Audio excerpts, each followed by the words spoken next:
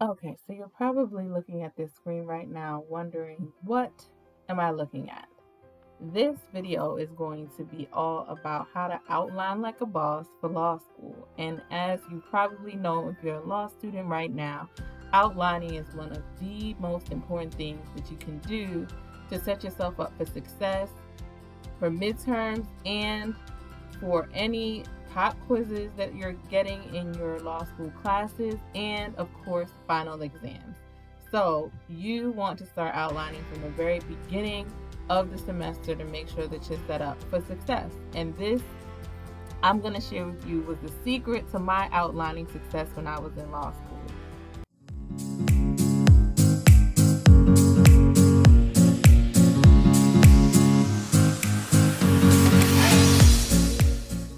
What you're looking at is a chart in Word that I would create for outlining cases, outlining chapter readings, and I would even use these same charts for taking notes in class. The reason why these were so helpful was really organization.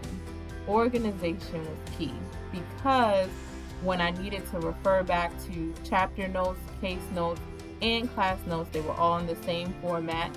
And one of the most important things was Control Find. So you can click Control Find on your outlines when they're in this format. I mean, you can do that on a regular Microsoft Word document too, but I just found it really helpful to have charts organized with, as you can see in this example, page number, question, answer, and the rule, again, case or page that I'm referring to. So here I was outlining chapter 12, and I put the question there, answer there, and also the rule that was being referred to here.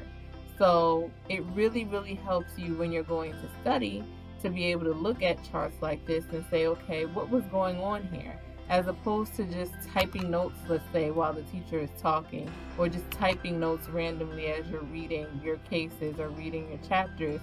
Here you have it organized, and even if we look and we want to say, okay, I need to go back and refresh my memory on Rule 4.2, communication with person represented by counsel. I can go over to and see what page was that on in chapter 12, page 495. And then I have some more notes here, a question and answer, to help me focus in on that rule. I don't have to go looking around and say, okay, where was Rule 4.2 discussed in the chapter? Everything is really, really organized. So I used to color code these charts, I mean everything, and I will tell you it was so, so important to help me study and be prepared for class and be prepared for exams. Okay, so now I want to show you exactly how I would create these charts. So first you open a blank Word document. I like to make the layout landscape because I want to have enough room across the page to have my columns. So once you go into layout, you change the orientation to landscape. If you like to leave it portrait, that's fine, but you just won't have as much space going across the page. I like to have my landscape, and then I would press insert table, and then usually you would need at least about 3 columns. So I would pick that and then put your column names here. So let's just say we have page number, if we're briefing a case, case name, important notes. And let's just add one more column to the right. Oh, that gave me 2, but we can fix that. Rule.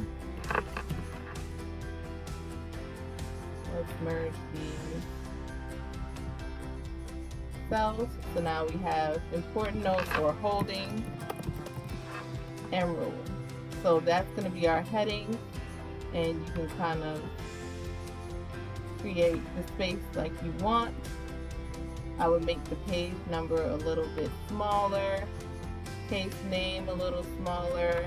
You probably need the most space for important notes or holding, and then the rule. I center all these, you set these up, and then you can copy and paste and use of course, use these charts over and over again. I would usually color code, so maybe this is, let's just say, criminal law cases, put those in blue, and then now you just tab to create more lines. And you can leave the whole chart blue. Usually I would just leave the top blue and make all this clear again, no color. Didn't work for some reason, let's see why. Okay, we won't fuss with that too much. So now you have your chart created, right? Usually you can take the color off, but for some reason it wasn't working for me. I'm gonna try one more time and then I'm gonna move on here. Okay, there we go. Okay, so that is the beginning of your chart, right? So now you put the page number in. Let's just say you're briefing a case on page number 12. Let's say Bob versus Jones. Put the case name there. And then you will put the holding in here. And put your rule there if there was a rule applied in the case. And then you can make the boxes bigger, of course. And just, that is a way to really keep your notes organized. One thing I make sure that I do is I highlight that first part of the chart. Go to table properties, that first row, go to rows, and make sure you click repeat as header row at the top of each page. This is important because you don't want to have to go back to the top after this outline gets to be a couple pages. You don't want to have to go back to the top to remember, okay, what heading is that? It's page, case name, important notes or holdings or rule. So that will be repeated on every page. So I'll just show you as you go down to page 2, you see your heading reappears on the second line. So it just keeps everything really, really organized.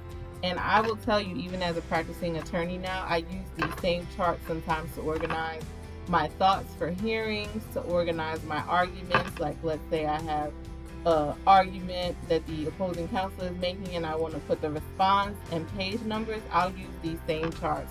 So if you get used to using these charts, believe me, it will help you not only now while you're in law school, but also when you move on to becoming an attorney. I still put these same things into practice and it really does still help me. So there you go, that's how you create a chart. So if you've never used charts in Microsoft Word before, this will give you an idea of how to actually create the chart. Okay, so I just wanted to show you one more chart. This was one that I used to brief my cases, and you see here is case name, brief description, and rule. So you can use these charts for multiple different types of outlines. As you can see here, it keeps everything really organized.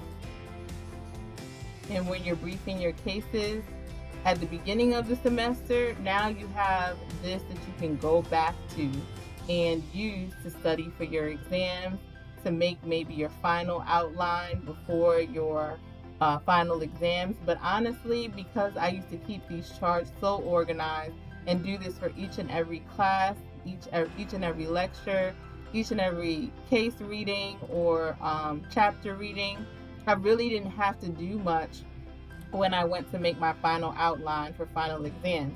A lot of times I would just copy and paste portions of the charts that I already made and organize them into lists for my final exam outline. Make sure that I had everything included. You know, if the teacher had given us any hints as to what was going to be on the final exam, I made sure I pulled that out of my charts from my in-class notes and from my chapter readings, and just made one final exam chart, and it saves a lot of time.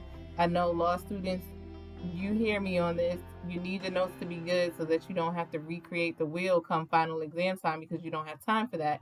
You just need to be able to pull from your notes and that are already organized and make your outline. These charts will help you do that. So as you can see here, they're real simple. You saw how you need to rewind and go back and see how to create the charts. You can do that, but I really hope this helps you get prepared for midterms and for final exams. If you have any questions, leave them in the comment section. I'd be happy to answer them. Also, make sure you hit that like or subscribe button if this video was helpful. And let me know, maybe you guys have come up with your own organization tips and tricks to help you outline for class or outline for final exams. If you have some tips to add to this, I'm sure other law students would love to hear them, so leave them in the comments below. We can all share great information that can help us along this law school journey. Let's get it. There you go.